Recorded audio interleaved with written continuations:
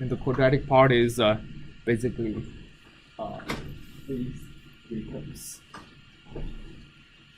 Okay, the next part is the linear part. The linear part is these two, right?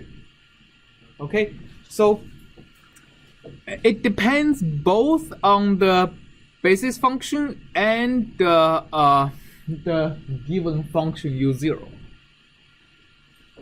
So let's imagine for the u0 we gave you in the last lecture, right? So what is my linear part? What is my b0, b1, b2, and b3? Can I also follow a similar process of figuring out this per element and add them together? Well, you can say we use the step factor up. Okay, let's try that. B would be equal to first of all, let's add up the contribution from the first element, right? The contribution from the first element is completely zero because u0 is basically zero in the first element. So the first element has no contribution, right? So the green part, let's again figure out the green part is 0 and 0. Now the red part. That's what's the integral of this in the second element. Just look at this, and here we have to be more specific. Let's go back and say this is a third and this is 2/3. So what is this integral and this integral in the second element?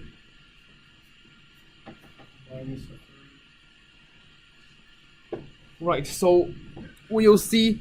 First, let's look at what's the green. So basically, because u0, just if you don't remember, is equal to 0 or 1 if x is less than half and x greater than half, right?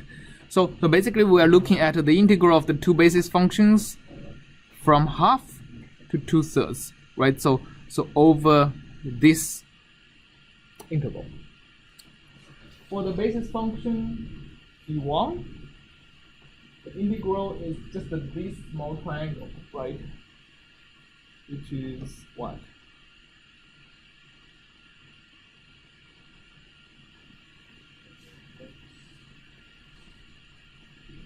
The area of this triangle is 1/2, right? This smaller triangle is like has half the length of this bigger triangle, so the area is going to be what? A quarter. Yeah, I mean, this, if the side is half, the area is a quarter, so it's a quarter of a half, which is 1/8, right? So basically we get the contribution is 1/8 of x2 minus x1. Oh, I have a -2, yes. So let's say -2 times the whole thing. All right. How about the integral of the gray basis function in that element?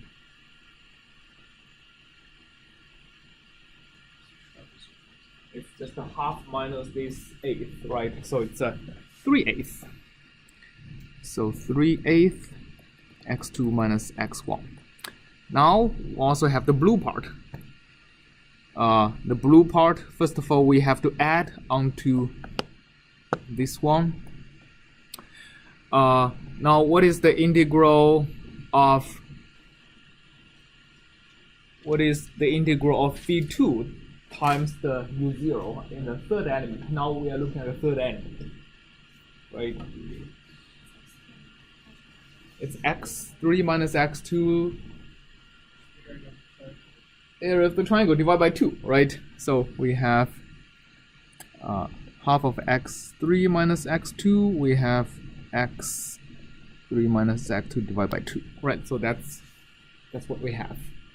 Okay, so basically then we are solving this equation of minimizing A transpose A plus B transpose A, right? So how do we solve a quadratic minimization problem? Derivative where it's 0. Yes. So let's say call this E. Then partial E, partial A has to be equal to 0, which is equal to, what's the derivative of here?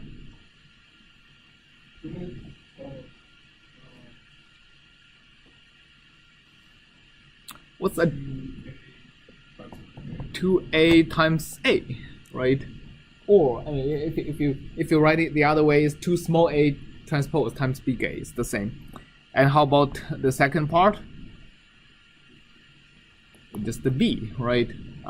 Yeah, it depends on if you transpose that or not, right? The big A is symmetric, so it doesn't matter if I transpose it or not. So this has to be equal to 0, so big A has to be 2A transpose, inverse times B. So that's our finite element solution.